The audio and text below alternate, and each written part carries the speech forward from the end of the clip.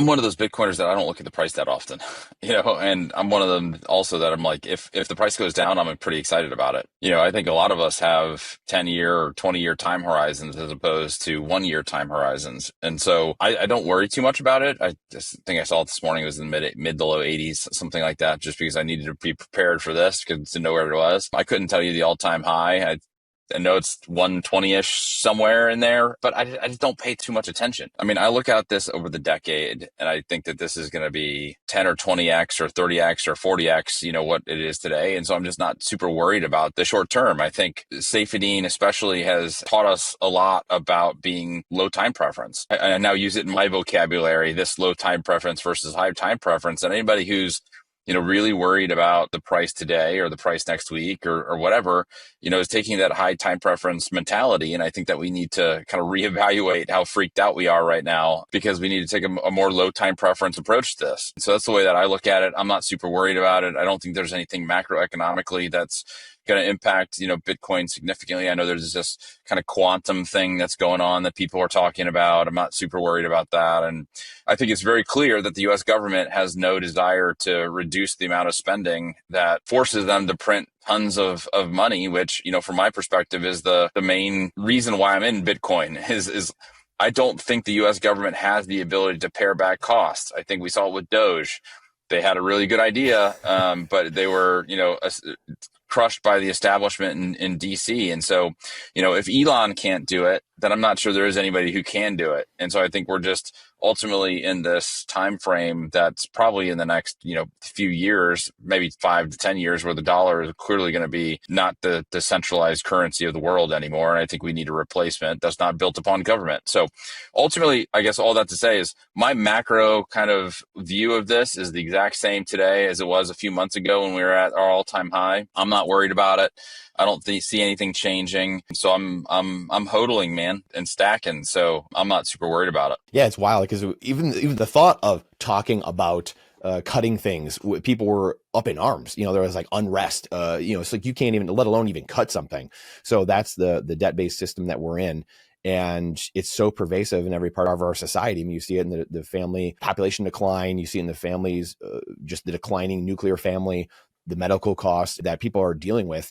And so we were talking offline a little bit about price, and everyone obviously is attached to price, right? Whether it's fear and greed and what's happening. What do you say to someone that is worrying about that? And you briefly touched on about, just kind of zooming out, stuff like that. But for people that are, really concerned about price or whatever it is and really focused in on it and watching it all the time, every day, give some words of wisdom, I guess, just from being in Bitcoin for a while, from what you've seen over the years of what will help people sleep better at night. Yeah. I mean, I think that I tell people, and this includes family members who I've, orange pilled over the last few years. I give my family Bitcoin every Christmas, and I have since 2021. And, in 2021, it was kind of like, what is this thing? Right. And now, we do this game, I got a big family. So we do this game where we, basically everybody buys a gift, they bring it, and then they kind of pass it around and they trade it. And there's kind of a game. And, 4 years ago, my Bitcoin little gift was not highly sought after. But, last year,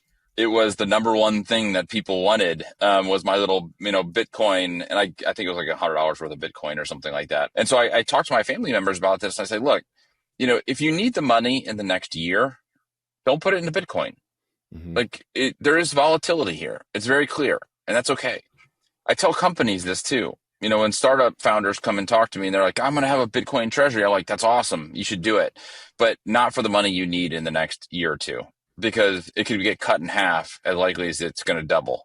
Because I don't think this is a next 1 or 2 year type of phenomenon where this thing is going to $10 million. I think it's going to take a little bit of time. And so I tell people that if you don't need that money in the next 1 or 2 years, there's no better place in this world than to buy Bitcoin, from my perspective. It's not financial advice. But if you need it, over the next 6 months to pay your mortgage, then you probably shouldn't have it in Bitcoin. And so there's a lot of safety in that. Since I don't need this for a while, I just don't worry about it.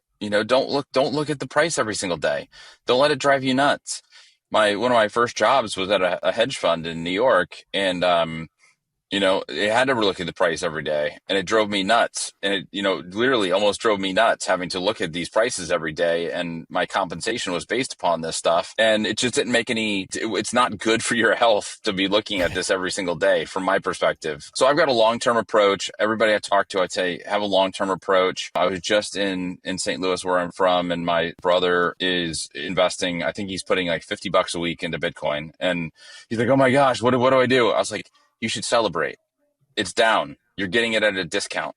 So keep putting that $50 in. I think a long-term approach is always a low time preference, long-term approach is the right approach for Bitcoin at this point. I agree with you. I agree with you 100%. And I mean, it's true, I guess, right? And again, you guys see this a very real, visceral world that you live in the sense of, again, medical costs and the rising costs in the fiat traditional system. And you have this world where retail, everyone's like, where's retail? Like, what's happening? We had the 2017 bull run, the 2021 bull run for the most part until China, cut everyone off the knees or what have you. But retail's broke, like as many of us know, you see the stats, people can't afford emergency payments. Wow, if I could speak. And so where is it coming from? But also at the same time, you have this world where everyone's been focusing on ETFs because I feel like it's like Bitcoiners are trying to like look for validation, like, oh, Trump, he's going to be our savior. And like ETFs, look, guys, like, look, world, like we were right. Like you got to adopt this now.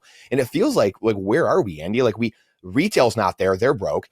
There's countries or sovereigns, there's, the 80 million people that voted for Trump. They didn't jump in all because Trump said, hey, Bitcoin's great and we're going to be a Bitcoin country. Where does it come from? Like where are we like stuck in this middle ground? Like where are we at in this game right now? Yeah. I mean, I'm maybe the minority in this. And I've said this on, I don't know, maybe a Safes podcast or somewhere, but like, I would prefer we be at 35,000 right now with 100% retail than 85,000 with a bunch of these sovereigns and BlackRocks and those folks of the world being involved. Again, knowing that this ultimately is the solution.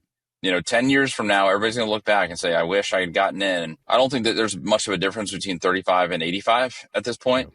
And the reason I love Bitcoin is the decentralized nature of it. And the fact that we now have, like you said, sovereigns and BlackRocks and all of these people, and not to crush strategy, but like even strategy, like a big pool of Bitcoin all in one place just doesn't feel Bitcoiny to me. It feels to me like this needs to be way more decentralized, and it still is decentralized. But I think that this accumulation of Bitcoin in big organizations that I think have ulterior motives. I mean, I don't think BlackRock's primary motive is to see Bitcoin become the new medium of currency, or the new currency of the new world, right? Like, I just don't think that's what their intent. But I think others like me, a retail investor who's got, I got a good chunk of Bitcoin, nothing close to BlackRock, but I want more of those people in this. I would like more of my sister-in-law and my brother and those people buying Bitcoin as opposed to strategy and BlackRock in El Salvador. Again, that's just my personal opinion. And I know that's probably, hopefully that nobody turns off immediately the podcast as a result of this. But I do believe that like the more decentralized we can be, the more Bitcoin we can have into the most people's hands possible is better for Bitcoin and for the long term. So I take a long-term approach to this, and I prefer to see it down and more retail than up and more centralized in some of these places that I don't fully trust. If you like that clip, then you definitely got to check out this next spicy clip. I think you're really going to like it. Come on, check it out. But if you want the full version, the full interview, then check that out over here. Come on, do it. See you in there.